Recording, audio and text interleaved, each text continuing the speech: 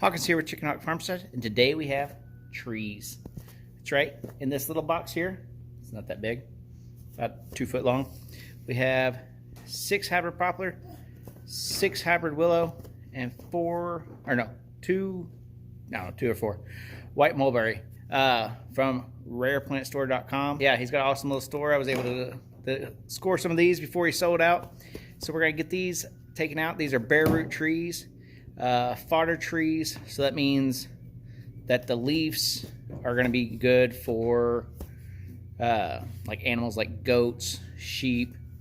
This lamb is kind of the same as sheep, isn't it? Rabbits, things like that. So we'll be, it's an old school form of tree hay.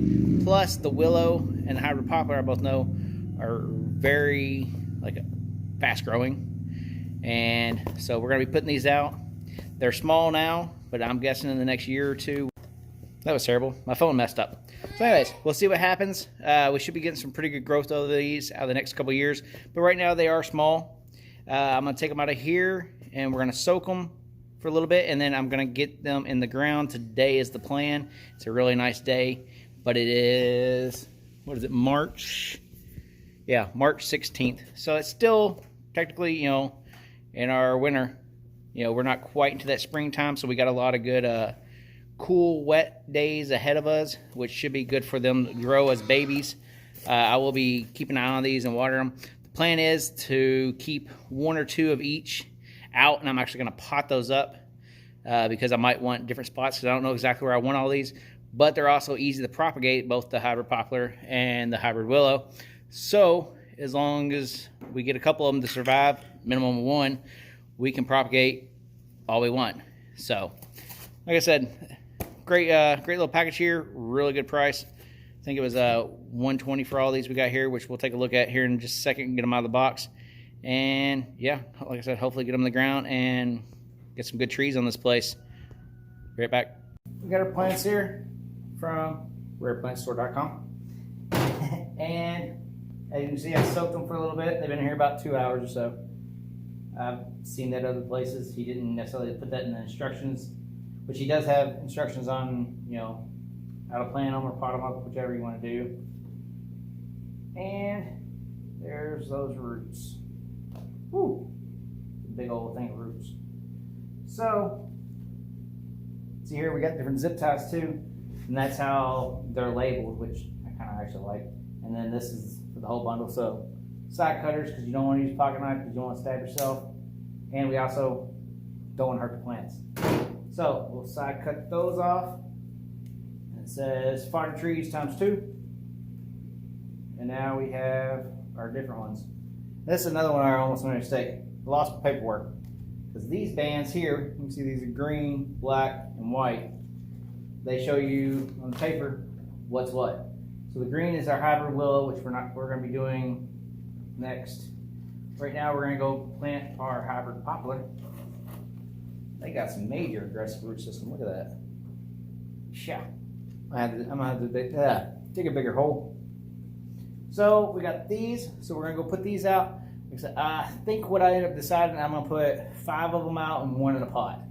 Kind of hedge my bets that way. Plus that gives me another one if I figure out a place that I really want another one before, spring's getting too hot or anything like that. I can throw one there. But that's what we decided to do. And you can see what they look like there. And yeah, that's a lot of roots. I'll probably just lay them out sideways because they're nice and bendy, if that's a word. So I'm going to take these out to where we're going to plant them. We'll plant them real quick. And then, yeah, that'll be about it. Okay, this is where we're going to plant this. It's right next to the kids' playground area, as you can see here. And if you can see that shadow on the ground, that's me. So behind me is to the west, and down that way, if you see my shadow hand, is south. And during the summer, they're going to get a lot of sun out here coming from the west in the evening on those long summer days, and they're going to want to play. So my idea is on the west side, as you can see this trench here, use the scraper blade on one of the rippers on my box blade to kind of rip up the ground there. but that's where we're going to put them. And conveniently enough, I'm putting 5 of them back here. And these railroad ties that we're using as an edger, if I put one at the end where each one meet, so right here, and then on each end, and right there they meet.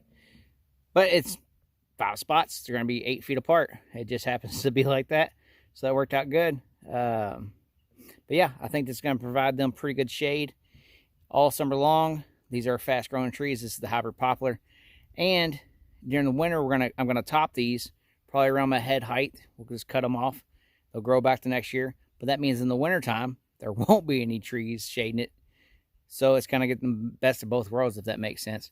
I think that's gonna be a really good use of these. And then also we're gonna be using, of course, the leaves and foliage for what one day I think we're gonna end up raising goats out here, because we do have all this area to work with, and I think I'm gonna turn a lot of that into a goat pasture.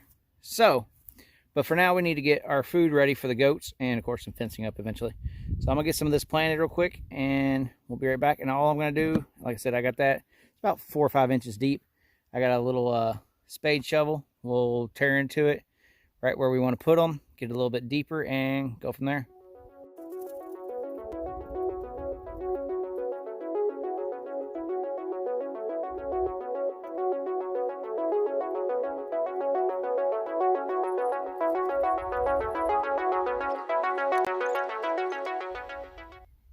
There we have it. Our trees there. You can see we put a mulch around them. I try to keep the mulch off the actual little tree there. Kind of did like a cone shape. So the low in the middle, coming up on the outside, about 4 or 5 inches thick. Yeah, this soil that we're working with is like pure clay. So very hard compacted clay. Hopefully that mulch will give them a good start, and then the hole in there, it's kind of built up out of it a little bit. So the other thing is, I think I've had a good accidental mistake by making this trench here where I scraped with the blade. I think I'm gonna, well, any rain that comes from over here and sheds, because we're downhill where we are right now, is kind of gonna go in the trench, and then going from this way is also downhill.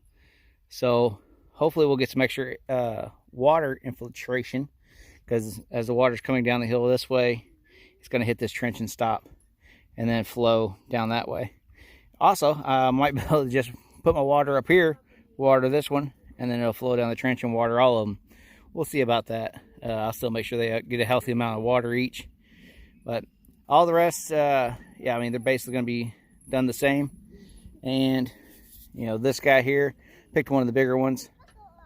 He's going to be put into a pot until I either figure out where I want him, or until next year where he's a little bit bigger, and I might be able to get some cuttings off of him next year. I don't know. So check out rareplantstore.com. I'll throw a link below, and have a good one.